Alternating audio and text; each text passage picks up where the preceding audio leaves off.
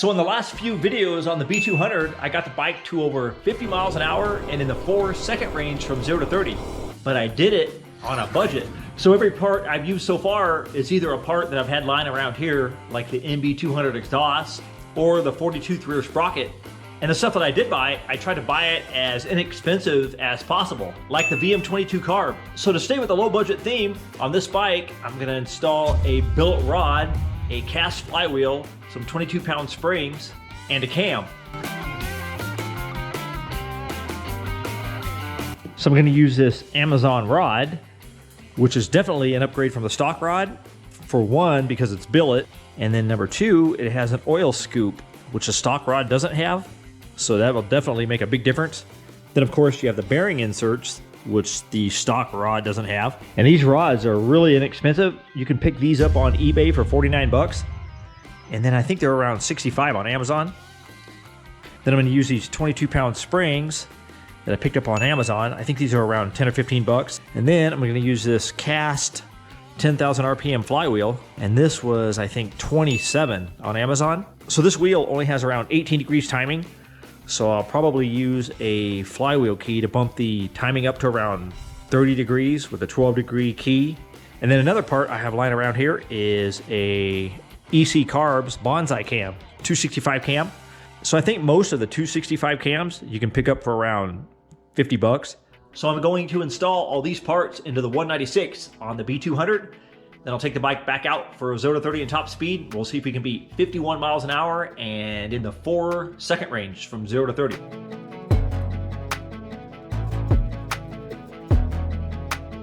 So I think I can install all these parts without pulling the head. Pull off this juggernaut.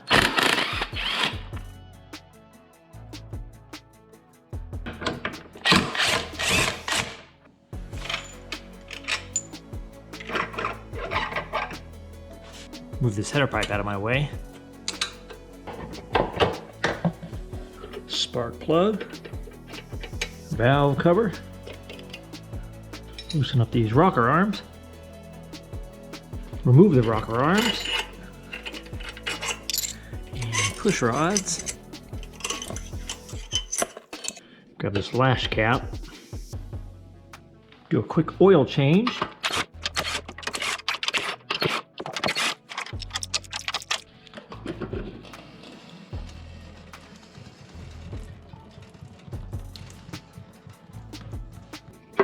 Off this side cover.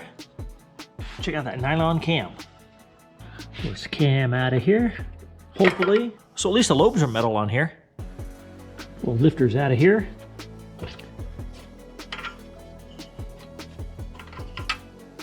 Pull off this blower housing so I can get this flywheel off of here.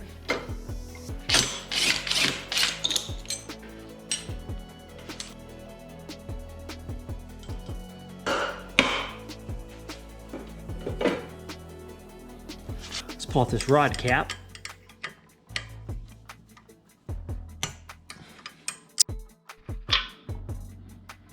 Pull this crank out of here and get it out of my way. Okay, so let me pull this stock rod out of here, pull this piston down, and pull this wrist pin out of here. Pull this clip out of here.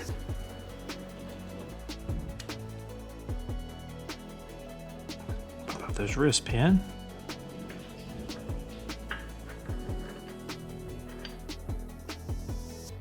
Throw the rod bearings on here.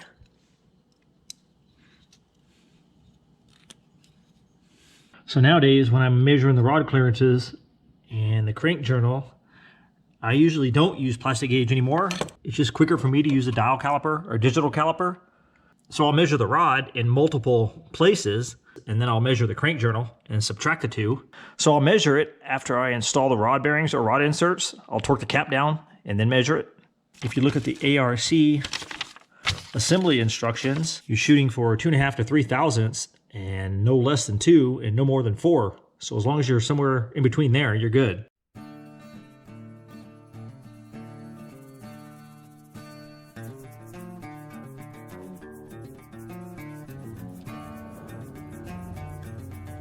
So this one here is showing about 2.5 or so, give or take. So we're good to go. Throw this rod in here, throw some oil on it.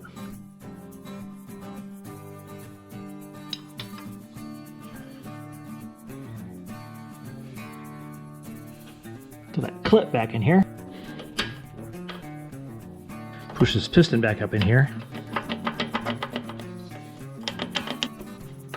Throw this crank in here.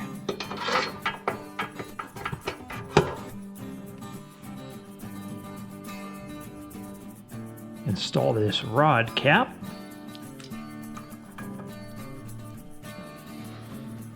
I make sure I oil up these rod bolts really well. So when I tighten these rod bolts, I'll tighten them to around 60 inch-pounds first, and then I'll step torque them 20 inch-pounds until I get to 150. So I got them to about 60 right now. So now I'll set the torque wrench to about 80, and I'll torque them to 80, and then after that I'll do 100.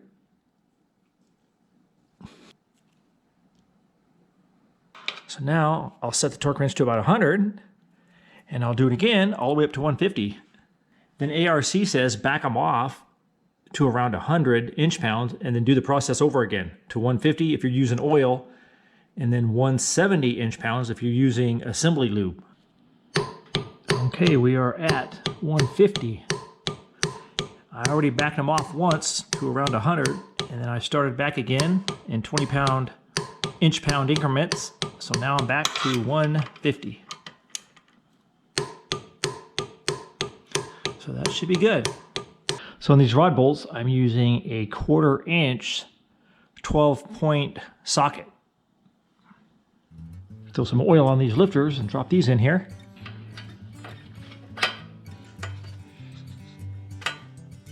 So the 265 cam on the left, and of course the stock 196 cam on the right, the nylon cam. So those lobes definitely look a lot different on the 265. Throw some oil on here. Drop in this 265 and line up these marks. Okay, got the marks lined up. I'll throw that side cover back on here.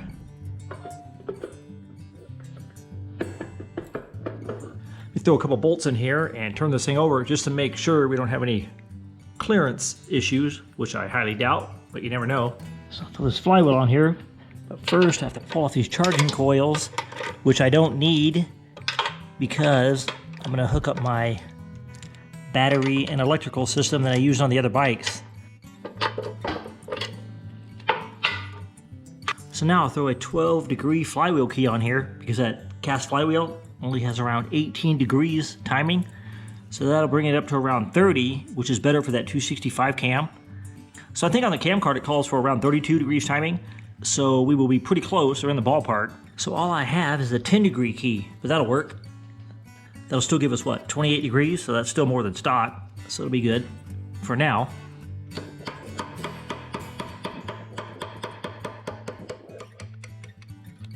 So now I will lap this flywheel in with some valve grinding compound.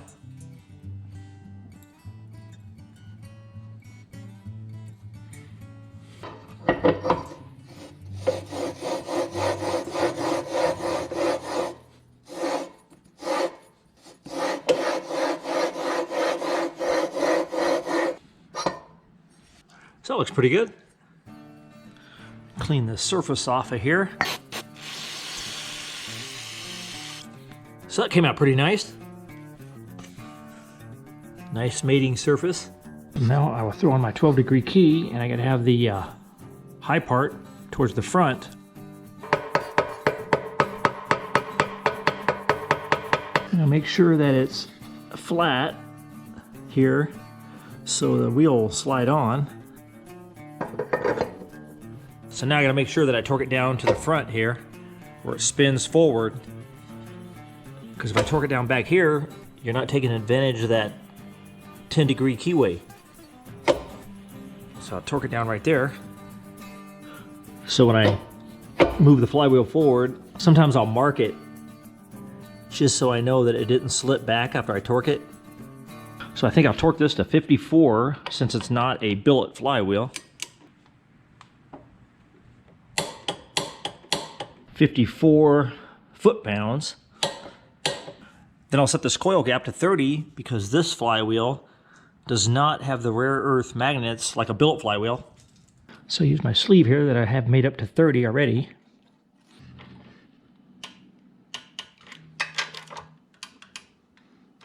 Throw on this blower housing. Pull the crank tool off of here and button this side up.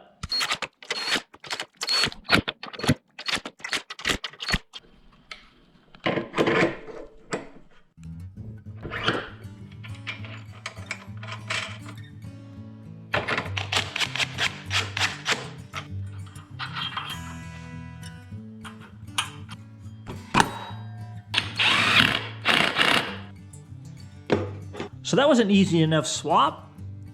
So now all I have to do is throw these valve springs on here, and I don't think it'll be too hard down in here with the slide-on retainers. Yeah, it'd be too bad if I had to take the head off just because one of the valves fell down into the cylinder.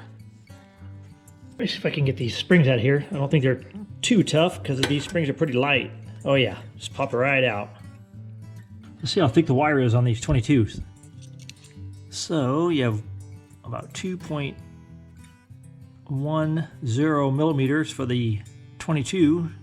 The wire on the stock valve springs are 1.79, so definitely a lot thinner. So let me pop these down in there. I don't think it'll be too hard. All right, there we go. Yeah, it's not too bad with the slide-on retainers. Pop this one off here. Slide the 22 back in there. All right, easy enough. So now I'll throw the lash cap on here. Push rods. And we pull the string out of here. Install the rocker arms. So I'm going to set the valve lash at 3 on these. I'm pretty sure that's what this cam card said.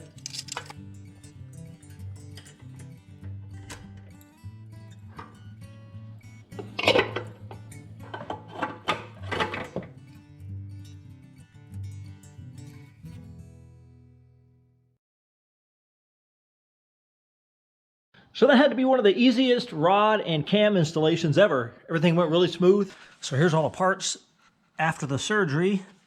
So you got the nylon cam, and the stock rod, the charging coils, which I don't need. Then I took the gear off the crank. This is for the governor.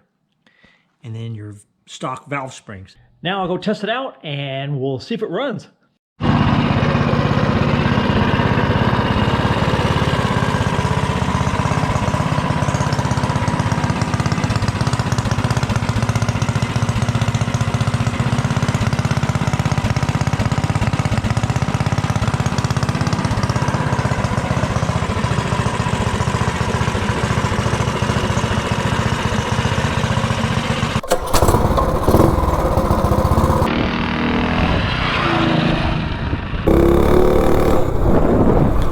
Well, that's a good sign.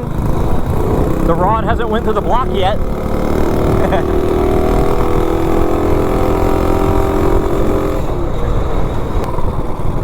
Yeah, it seems like it runs pretty good, but it's really kind of hard to tell. Let me knock out a 0 to 30 real quick.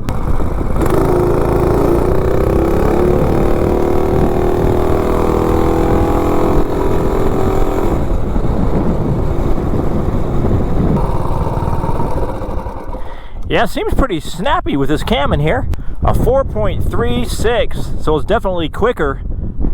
That's the quickest time so far. I think the last time around was 4.69 with the stock cam. So let me do that one more time to back it up. Let me do it up the hill this time.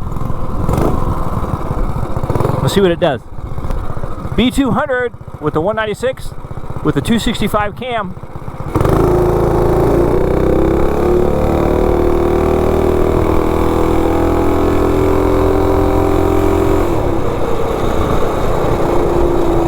Yeah, it seems like it runs pretty good.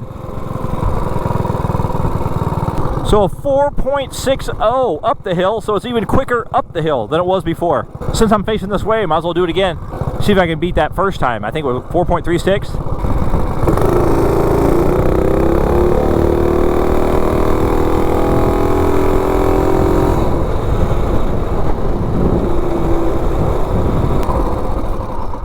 Yeah, I was wondering if that main jet was big enough with this cam and stuff, but it seems like it is. Well, at least so far anyway. A 4.27, so it even got quicker. We're getting closer to the 3s. So it's definitely a lot quicker. So now I'll go do a top speed, and I think I have to beat 51.82.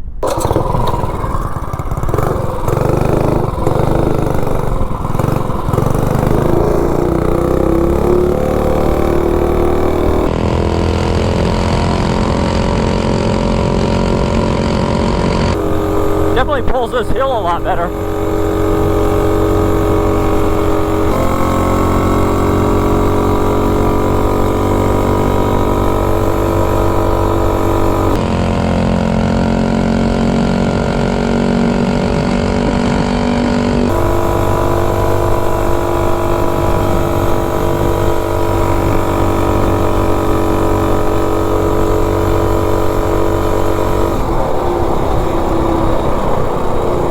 Oh, this thing runs really good. Let me reset this GPS for the speedometer. Let me run it down the street here and see if we can get a top speed.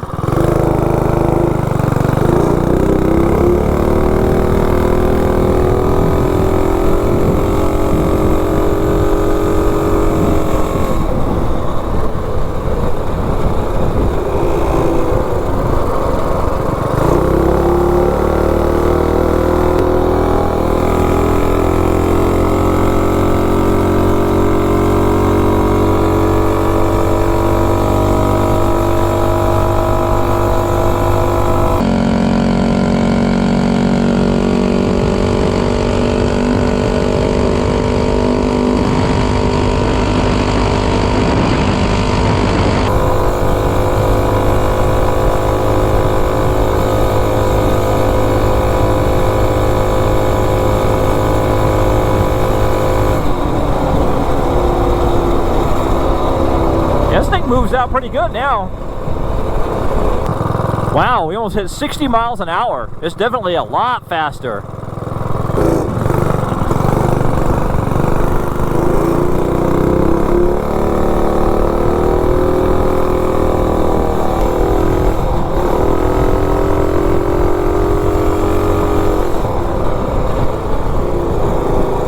Yeah, this thing runs awesome, even with the 115 jet. I figured I might have to swap the jet out, but I guess not.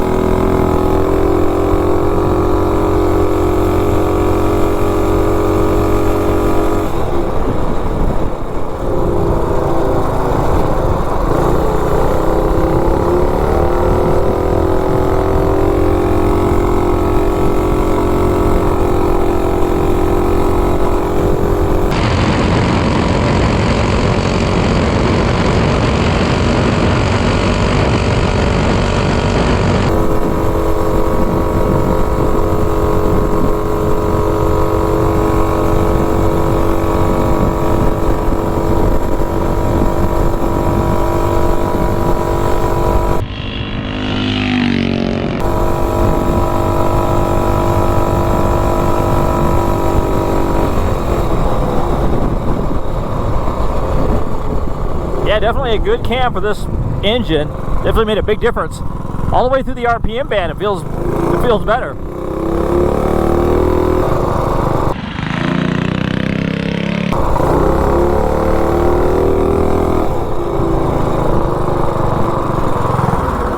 So the bike got a lot quicker and a lot faster. So we started out with the stock 196. We did 9:10, 0 to 30, and 32 miles an hour.